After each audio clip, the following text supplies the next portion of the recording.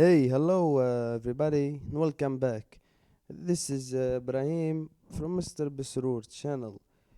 This is the third video in our series Learn HTML, and it's going to be about text formatting or text editing. As you can see, I pre-prepared the basic structure of HTML and I saved the page to gain some extra time because we saw this in the previous video.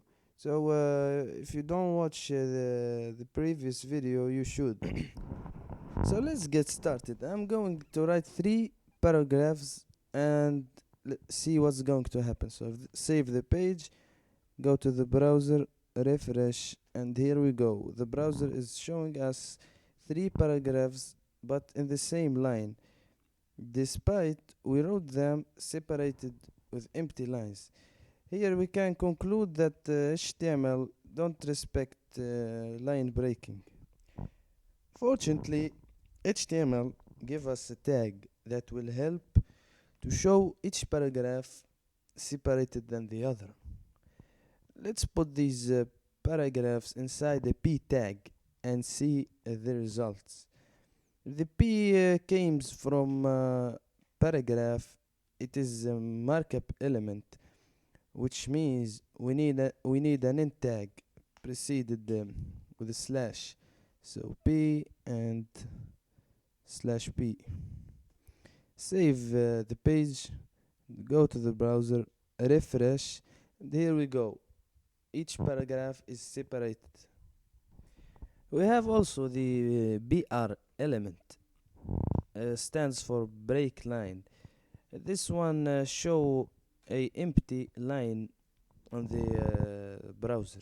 So let's put some BRs between the paragraph 1 and paragraph 2 and see. Let's put one more BR. Save. It is empty element, which means we don't need an end tag. So save and go to the browser, refresh. Here we go.